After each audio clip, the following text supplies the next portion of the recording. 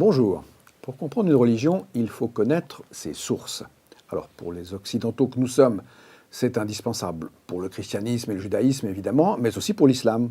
Alors nous savons qu'il y a le Coran, le texte de référence, mais ce n'est pas la seule source.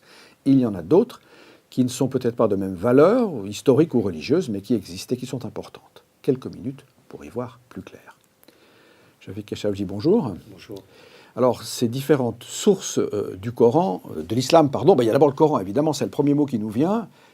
C'est le plus important, mais ça n'est pas le seul. Quelles sont les autres grandes sources? Alors effectivement, lorsqu'on pense à l'islam, comme à n'importe quelle tradition religieuse, il faut revenir aux textes fondateurs, les textes que les croyants ne peuvent pas changer. De la même manière qu'un chrétien ne va pas changer la Bible, même s'il y a des différences entre catholiques et protestants sur la Bible, ça reste un texte fondateur. De la même manière qu'à côté de la Bible, il y a les textes des pères de l'Église et il y a les conciles œcuméniques. Donc à partir de ces textes fondateurs, on va avoir toutes sortes d'interprétations. Pour l'islam, ça va être la même chose. Au niveau de l'islam, il y a effectivement le Coran, on y reviendra, et il y a aussi ce grand corpus de textes qu'on appelle les hadiths. Et ces textes sont souvent peu compris, peu connus en Occident, et je crois que c'est très important de connaître ces textes, parce que ces textes sont la deuxième source de la révélation dans l'islam. Qu'est-ce que ça veut dire, les hadiths? Hadith, ça veut dire propos. Les hadiths, ce sont des propos de Mohammed. Et là, vous avez un des 5 volumes de Bukhari, c'est vraiment la figure de référence. Bukhari a recensé 600 000 hadiths. Et puis finalement, il en a retenu quelques milliers, considérés comme authentiques. Et qu'est-ce que c'est qu'un hadith? C'est d'abord une chaîne de référence, c'est-à-dire telle personne a entendu telle personne, qui a entendu telle personne, qui a entendu le prophète dire ceci. Et donc, ce sont des dits, des actes, et qui vont permettre de comprendre qu'est-ce que Mohammed a fait dans telle circonstance. Alors, pour comprendre le Coran, il faut revenir au hadith, la deuxième source de la révélation, pour vraiment comprendre le sens profond. Et ces textes notamment de Bukhari ou de Moslem, les deux grandes figures de référence, sont peu connus. Et je crois que si on veut vraiment comprendre l'islam, il faut se plonger dans ces textes. Et puis il y en a un troisième et un quatrième, ou moins important, mais quand même important. La troisième source, c'est ce qu'on appelle la sira, c'est-à-dire les vies, les biographies de Mohammed. Ça, vous avez un des textes de fondateurs, Ibn Ishaq, et puis il y a une reprise d'Ibn Ishaq parce qu'on a perdu certains de ses textes, mais qui a été repris par Ibn Hisham. Bref, en tout cas, ce sont les biographies officielles de Mohammed et qui vont permettre de comprendre les hadiths et qui vont permettre de comprendre le Coran. Donc à partir de ces 3 éléments-là, vous avez ces textes que j'appelle les textes normatifs et les musulmans ne peuvent pas changer cela. Cela dit, maintenant, il y a des grands débats parmi les musulmans. Est-ce que ces textes sont vraiment authentiques? Et là, on touche déjà la question des interprétations chez les musulmans. Certains vont dire, mais bien évidemment, la source première, c'est le Coran. Ça, c'est la parole d'Allah que Mohammed a reçue. Ce sont l'ensemble des sourates, les chapitres reçus. Et les autres vont dire, mais c'est deuxième source de la révélation, est-ce que c'est vraiment authentique? Est-ce qu'il n'y a pas eu des créations littéraires? Est-ce que ce ne sont pas des textes tardifs? Alors voilà, ça c'est un débat de spécialistes. Toujours est-il qu'il faut connaître ces 3 sources, le Coran, les hadiths et la sira, pour avoir les textes normatifs de l'islam. Mais vous, Shafiq Keshaoui, qui avez non seulement lu le Coran, mais aussi les hadiths, en tout cas un bout, parce que c'est énorme, on peut déceler des différences, qu'est-ce qu'il faudrait dire, de spiritualité, de distance avec le moment primordial de l'islam. C'est pas tout à fait la même chose? Alors, il y a des choses qui se ressemblent, il y a des choses qui sont différentes. Voilà. Donc, on perçoit bien que dans ces propos de Mohammed, il y a effectivement des clarifications, il y a des explicitations, il y a des éléments qui vont permettre de comprendre ces textes. Puisque vous me posez la question, c'est vrai qu'en tant que théologien, en tant que chercheur en sciences et religion, je me suis beaucoup intéressé à la mystique musulmane, comme beaucoup d'occidentaux. On avait le Coran et on avait l'ensemble des mystiques. Et il y a des textes extraordinaires. Et moi, j'ai été ébloui par les mystiques musulmans. Un auteur comme Rumi est extraordinaire.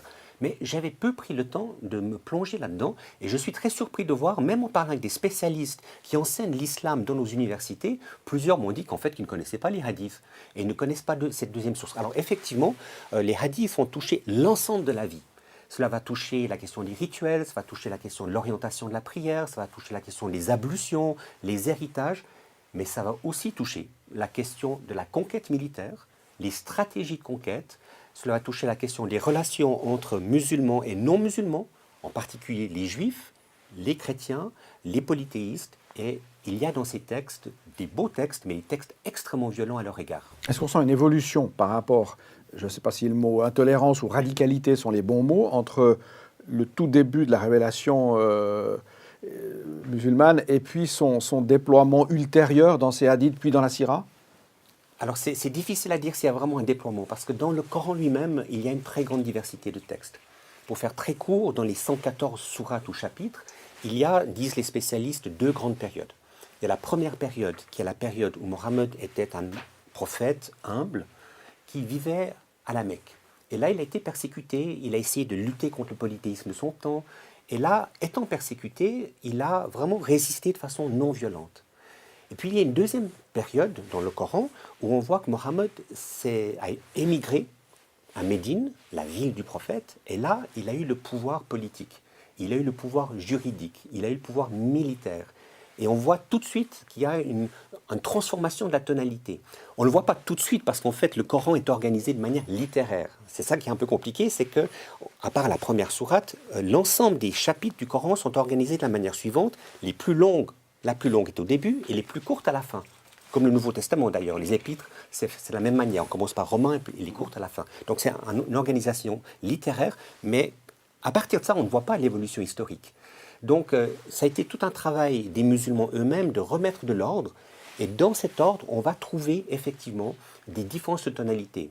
Beaucoup plus de reconnaissance, de patience, de reconnaissance de l'autre, d'humilité dans la première partie mécoise, et des textes de plus en plus violents dans la seconde partie du Coran.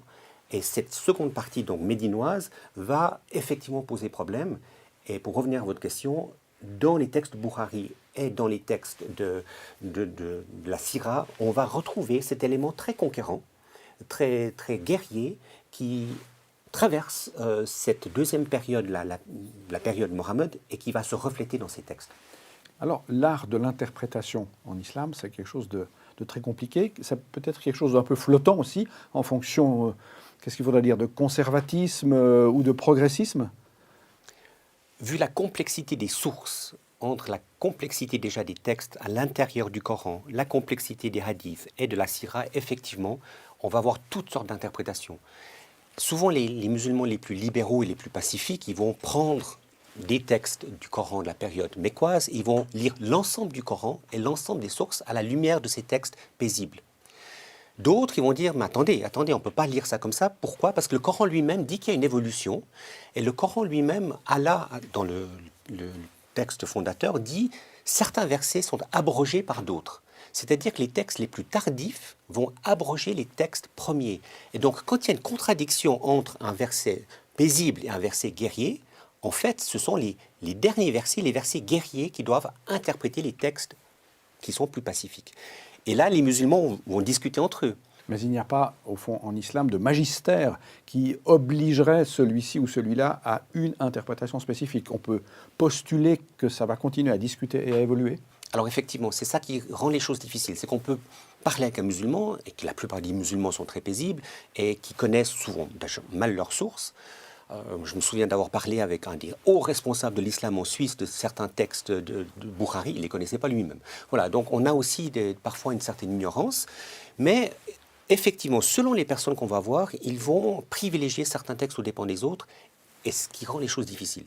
Alors bien sûr, il y a des endroits qui sont régulateurs. Un endroit comme Al-Azhar, en Égypte, va être un endroit où ils vont essayer de garder un certain équilibre. Mais même là, ils seront conflits avec les wahhabites ou avec les frères musulmans ou avec des musulmans libéraux. Donc lorsqu'on parle de l'islam, il y a les textes fondateurs, mais tout de suite, on est confronté à la diversité des interprétations. Cela dit, pour comprendre ce qui se passe aujourd'hui, pour comprendre les questions liées à la terreur, liées à l'antijudaïsme, à l'antisémitisme, il faut revenir à ces sources-là. Et malheureusement, dans ces textes, il y a une somme de textes de haine à l'égard des Juifs qui est à peine imaginable. Et vous les trouvez notamment chez Bukhari. Est-ce que ça veut dire que vous conseilleriez à ceux que la culture musulmane intéresse, ou aux musulmans eux-mêmes, de se mettre à lire ces textes, mais du coup, avec quels critères pour les interpréter? Alors je pense que c'est très important déjà de connaître ces textes fondateurs. De la même manière qu'un chrétien n'a pas choisi ses textes fondateurs, un musulman n'a pas choisi ses textes fondateurs. Donc il hérite d'un bagage. Et à partir de cela, c'est aux musulmans eux-mêmes de dire qu'est-ce que nous retenons et qu'est-ce que nous ne retenons pas. Et je crois que c'est ça le travail le plus important. Alors il y a de plus en plus de musulmans qui commencent à le faire, mais pas assez peut-être, et pas beaucoup encore, parce qu'ils n'ont pas tellement envie d'exposer ces textes violents. Merci Shafik. Alors si vous voulez revisiter brièvement ce sujet, quelques slides accompagneront cette édition de notre Anti-Sèche.